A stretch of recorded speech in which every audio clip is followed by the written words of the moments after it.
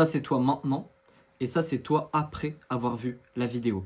Aujourd'hui, je vais t'expliquer comment faire pour trouver des gens, des prospects qui ont de l'argent en tant que coach. On commence avec la stratégie numéro 1 qui est tournée sous forme de questions. Est-ce que tu es sûr à 100% qu'ils n'ont pas d'argent? Parce qu'en fait, la plupart des gens en ont, c'est juste qu'ils ne sont pas prêts à investir sur eux, sauf exception, c'est-à-dire si tu as ciblé les mauvaises personnes ou la mauvaise problématique. Je m'explique. Si tu proposes une offre à quelqu'un qui n'est pas du tout adaptée à lui, elle va dire non.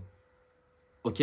Euh, Cette personne va dire non parce qu'en fait, elle n'en a pas besoin, elle n'en a pas envie. Ok. Mais cette personne a de l'argent. D'accord. Deuxième problématique qui est, c'est la plus répandue en général, c'est qu'ils sont juste pas prêts à investir sur eux. Donc, tu dois les éduquer. C'est à toi et uniquement à toi de leur faire prendre conscience qu'ils ont besoin de se faire accompagner pour avancer. Et comment on fait? En parlant de toi, c'est-à-dire de ton expérience. En général, si tu es coach, tu es censé avoir déjà pris des accompagnements. Ok. Moi, j'ai déjà pris plein d'accompagnements à 2000, 3000, 4000, 5000 euros. Et j'en parle. Tout le monde le sait. Ok. Tout le monde sait que je me forme.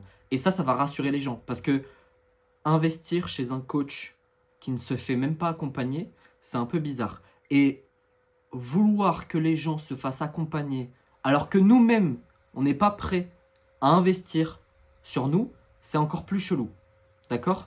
Ensuite, en montrant les avantages de ton accompagnement et aussi en montrant le coût de l'inaction. Le coût de l'inaction, c'est très facile à montrer, surtout quand tu es en appel de vente. Par exemple, je sais pas, tu es avec quelqu'un qui n'a pas investi sur lui depuis, allez, on va dire 1 an et demi, par exemple, hein, qui a voulu en fait lancer son business, il s'est fait accompagner au début et après plus rien, et ça fait 6 mois qu'il galère, bah, tu vas tout simplement lui dire, à la fin du call, hein, quand tu présentes ton offre, etc., là, ça fait 6 mois que tu es tout seul, que tu galères. Est-ce que ça va changer quelque chose de réfléchir encore 3 jours? Ok? Et en fait, tu dois lui faire prendre conscience en lui posant des questions. Ok? Le meilleur moyen de, je vais pas dire convaincre, parce que moi, je n'aime pas convaincre les gens en mode ouais, viens, rentre dans mon accompagnement, blablabla. J'ai horreur de ça, vraiment. Certains penseront que c'est de l'anti-marketing, mais non, c'est juste que j'aime pas forcer les gens, c'est tout. Bah, le moyen le plus facile pour faire prendre conscience à quelqu'un qu'il a besoin de se faire accompagner, c'est juste de lui poser des questions. Parce qu'en posant des questions, la personne va se rendre compte d'elle-même que, bah, en fait, elle a les réponses. Et ça va être beaucoup moins fatigant pour toi de, je rajoute les guillemets, de convaincre quelqu'un de rentrer dans ton accompagnement, plutôt que, en fait, quand ça vient d'elle, c'est beaucoup plus simple que si toi tu dis, oui, mais parce que, non, non, non, oui, mais parce que, non, non, non. Ok? Faut juste poser les bonnes questions. Donc ça, tu dois vraiment le faire rentrer dans ton cerveau. C'est à toi d'éduquer les gens. D'accord? C'est à toi de dire en story, vous avez besoin de vous faire accompagner. Moi-même, je me suis fait accompagner. Ça m'a aidé à faire ceci, à atteindre tel objectif, etc. etc. D'accord? Stratégie numéro 2, ton personal branding et ton positionnement. Quand les gens pensent à toi, ils doivent savoir d'avance que tu ne travailles pas pour rien. Et c'est relié à la première stratégie. Tu dois avoir une position d'expert. Par exemple, quand tu vas chez un ou une psychologue, tu sais d'avance que tu vas devoir payer cette personne. Ok? Parenthèse, je conseille à tout le monde d'aller voir un ou une psy, ça va vraiment vous aider dans votre vie. Quand tu vas voir un chirurgien, tu sais d'avance que cette personne, tu vas devoir la payer. Ça doit être la même chose pour toi. C'est-à-dire que tu ne dois pas avoir honte de vendre. Tu ne dois pas avoir peur de vendre et de dire haut et fort, oui, j'ai un accompagnement, oui, c'est payant. Ok? T'es pas la Croix-Rouge. Sinon, tu vis plus en fait. Et si tu te fais pas payer, tu as besoin d'une autre activité et donc tu vas devoir prendre le temps que tu étais censé prendre pour tes clients pour les mettre pour un patron qui va te donner un salaire. D'accord? Donc les gens, quand ils pensent à toi, ils doivent savoir d'avance qu'ils vont payer. Et la clé, c'est la communication. Personne ne le fait, pourtant c'est la base, mais il faut le dire. Tu le dis absolument partout. Regarde, là je peux te le dire, j'ai un accompagnement, c'est un accompagnement payant car je ne travaille pas pour rien. Voilà.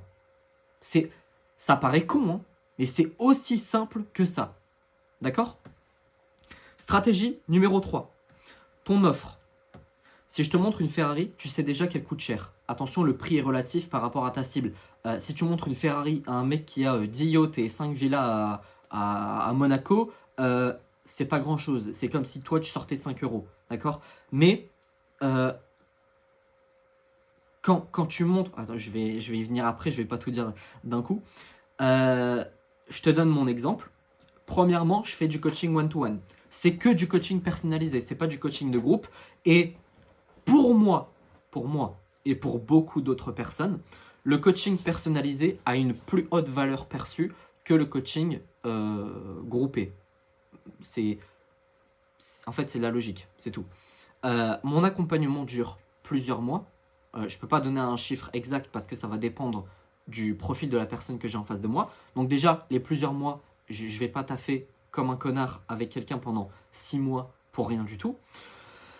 Et en plus, je donne des documents à haute valeur ajoutée. Je te donne un exemple, mais je donne un document qui s'appelle « Comment répondre à toutes les objections en appel de vente ». Rien que ce document-là, il peut rapporter à mes clients, à mes élèves, des milliers d'euros.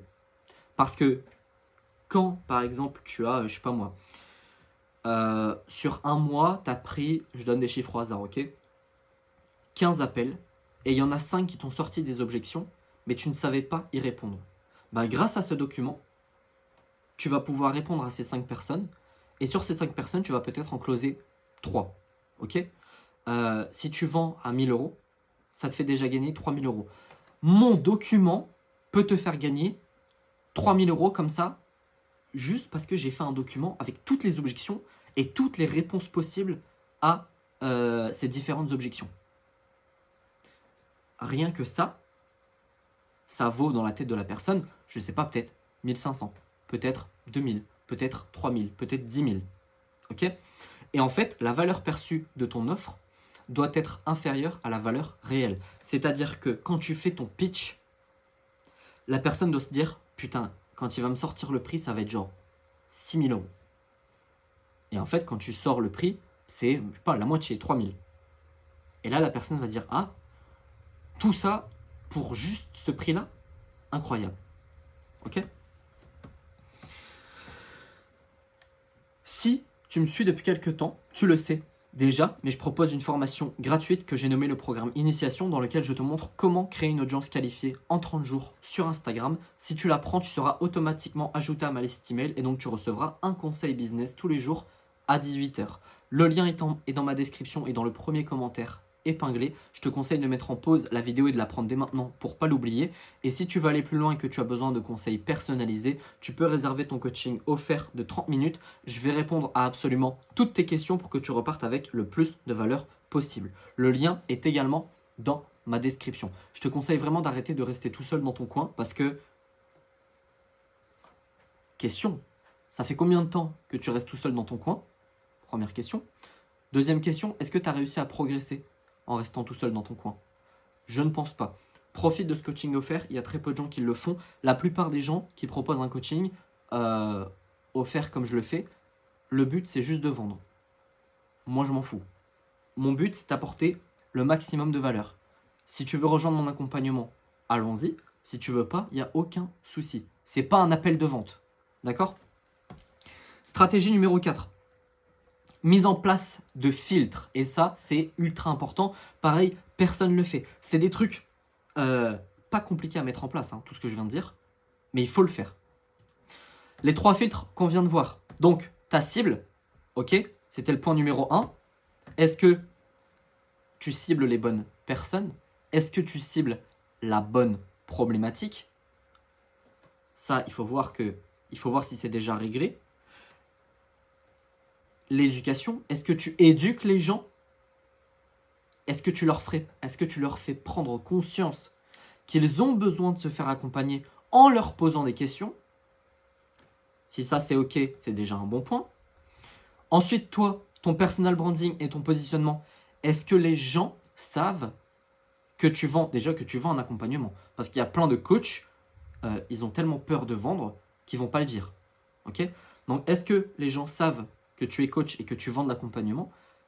Et est-ce qu'ils savent que c'est à un certain prix et que tu ne travailles pas pour 500 € pour 6 mois d'accompagnement? D'accord?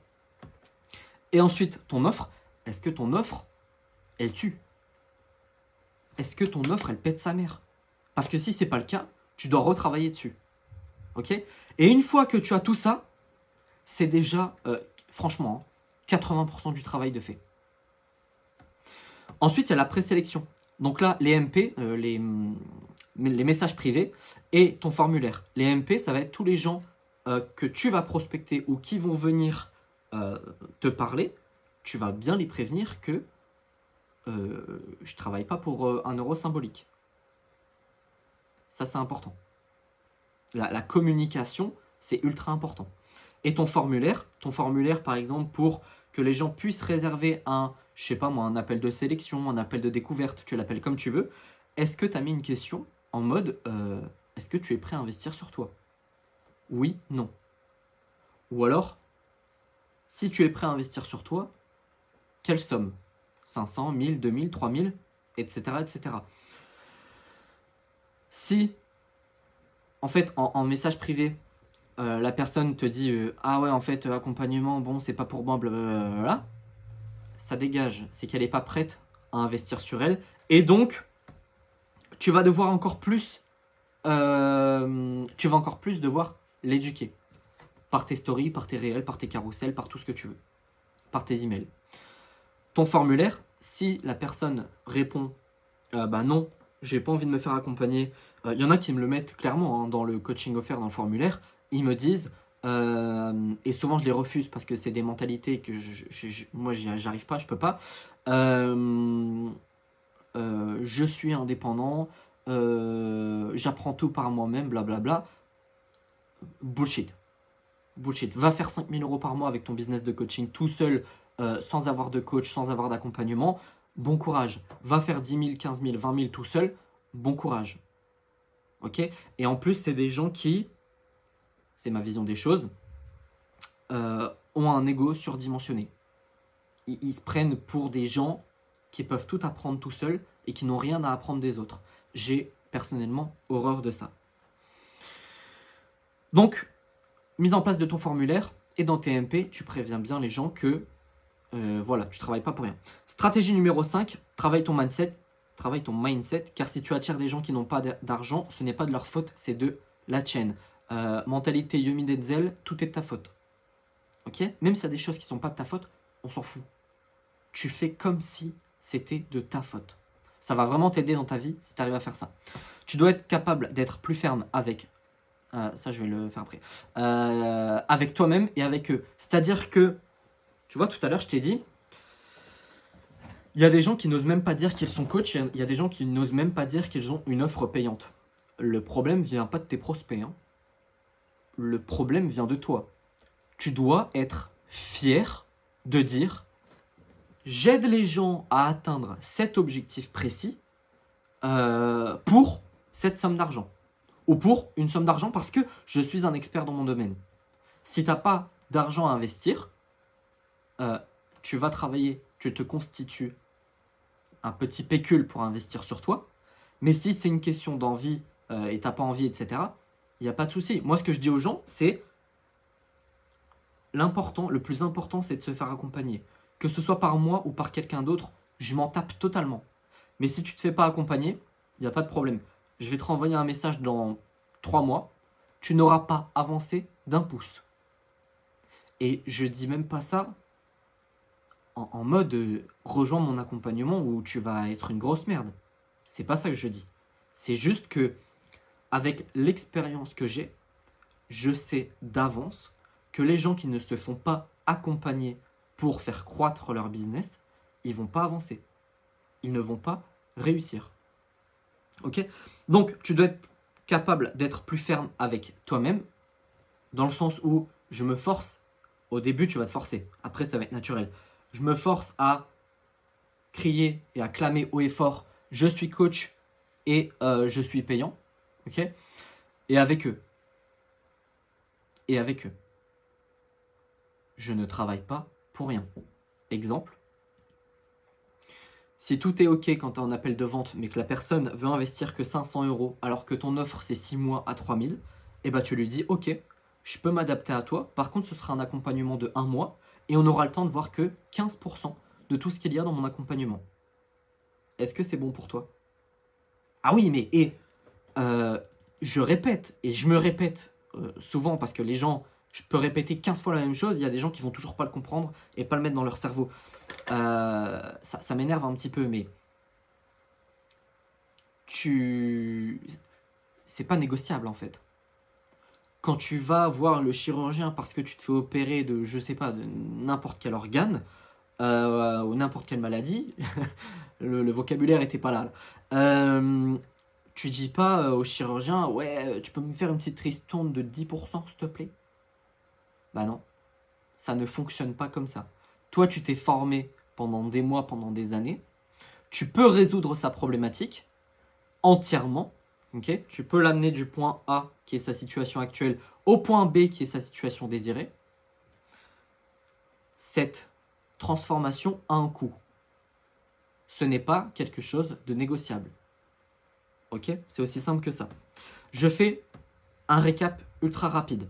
Stratégie numéro 1, tu te demandes si vraiment ils n'ont pas d'argent. Ou est-ce que tu cibles les mauvaises personnes ou la mauvaise problématique? Auquel cas, c'est ton problème.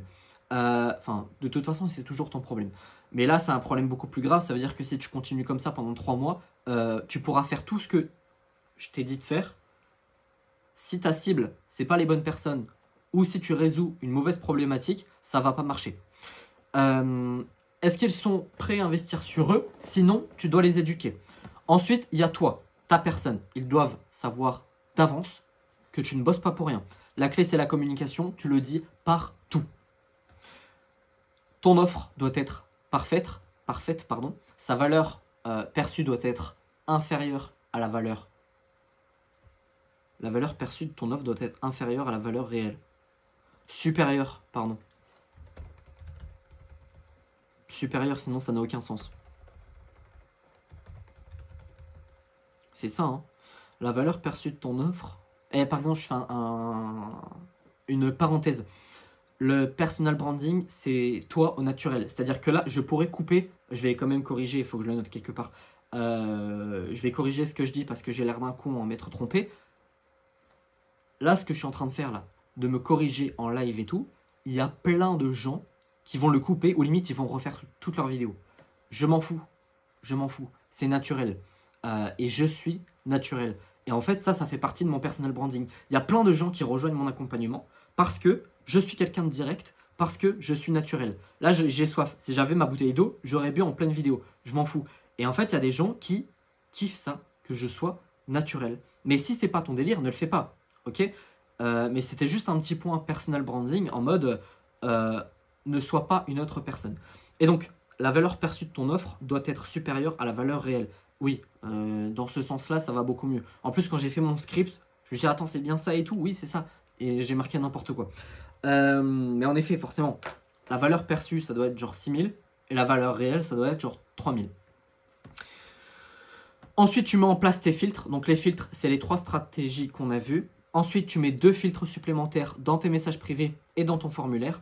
Et stratégie numéro 5, tu travailles ton mindset. Le mindset par rapport à toi. Et, enfin, ton mindset parce que j'essaye de bien formuler dans mon cerveau. Ton mindset parce que si tu attires des gens qui n'ont pas d'oseille, c'est entièrement de ta faute. Ça veut dire que tu as mal communiqué, ça veut dire que tu n'es pas prêt à communiquer correctement. Et tu dois être capable d'être beaucoup plus ferme avec eux en leur disant que tu taffes pas pour rien. J'en ai fini, j'espère que cette vidéo t'a plu. Sur ce, je te souhaite une excellente journée, une excellente soirée et je te dis à bientôt. Ciao!